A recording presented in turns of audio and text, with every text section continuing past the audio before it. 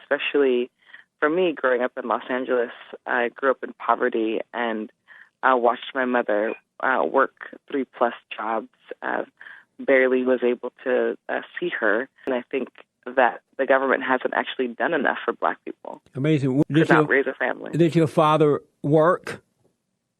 Yes, he did. Yeah, he worked for GM Van Nuys. And your mother worked as well? She sure did. Well, why were you poor? I have no idea. I think because we live in a capitalist system that some people have a lot of wealth and some people don't. You don't support capitalism? You support capitalism. I'm not understanding your question. Do you support capitalism or not?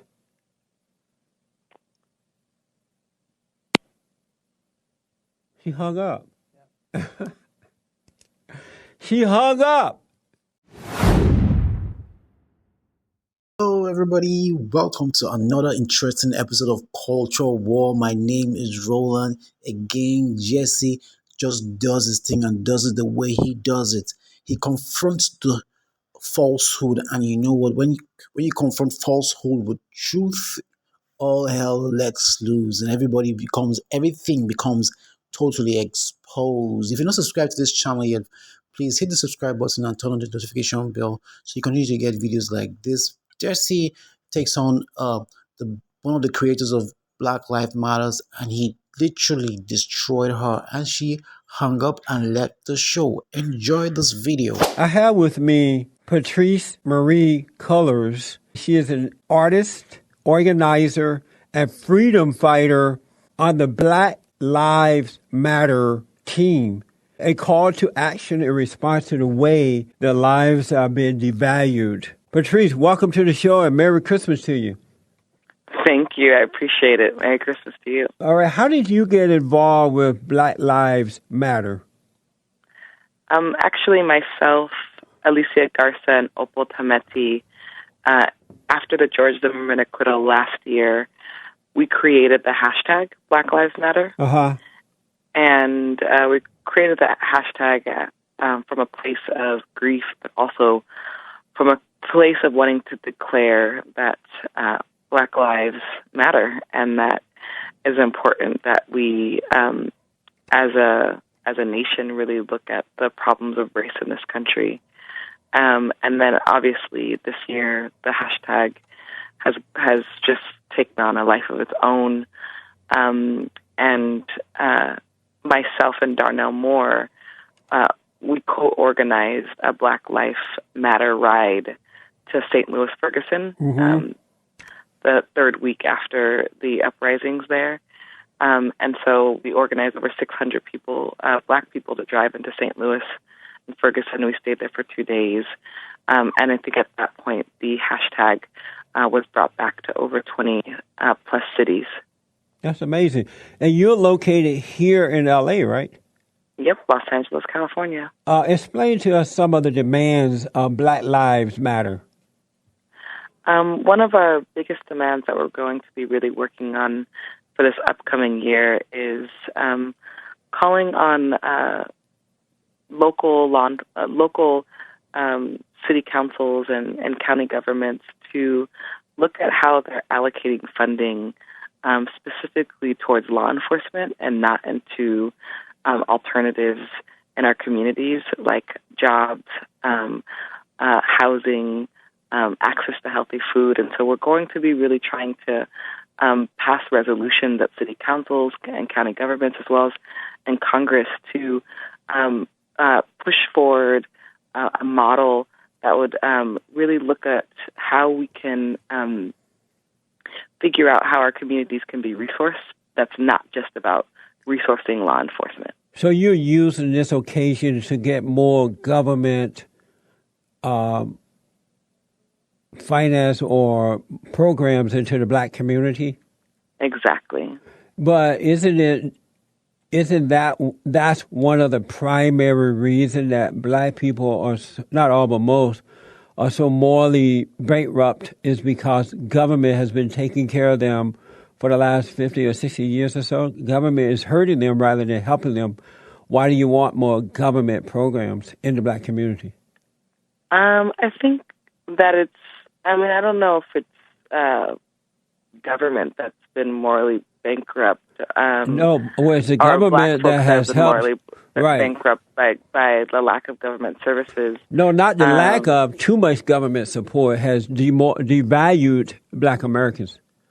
I don't know if I agree with that. I think there hasn't been enough support. I think, especially for me, growing up in Los Angeles, I grew up in poverty and watched my mother work 3+ jobs.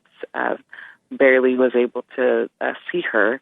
And as I went to school, I witnessed how mostly communities of color, black communities, were segregated even in our own schools, tracked into sort of lower education. And I think that the government hasn't actually done enough for black people. Amazing. Were you born out of wedlock? No, I was not. So your father was in the home? Yes. And yet the two of them could not raise a family? Not with. I don't understand your question. Could not raise a family. Did your father work? Yes, he did. Yeah, he worked for GM Van Nuys. And your mother worked as well?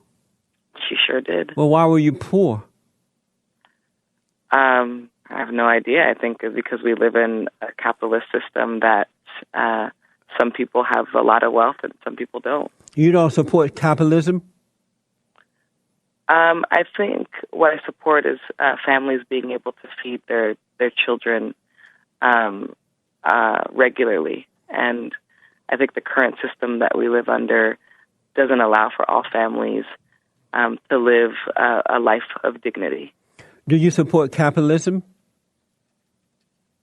I support systems that support communities, and in this current government, it's not about capitalism or not. I think it's more about who's taken care of and who's not taken care of. Do you support capitalism? I'm not understanding your question. Do you support capitalism or not?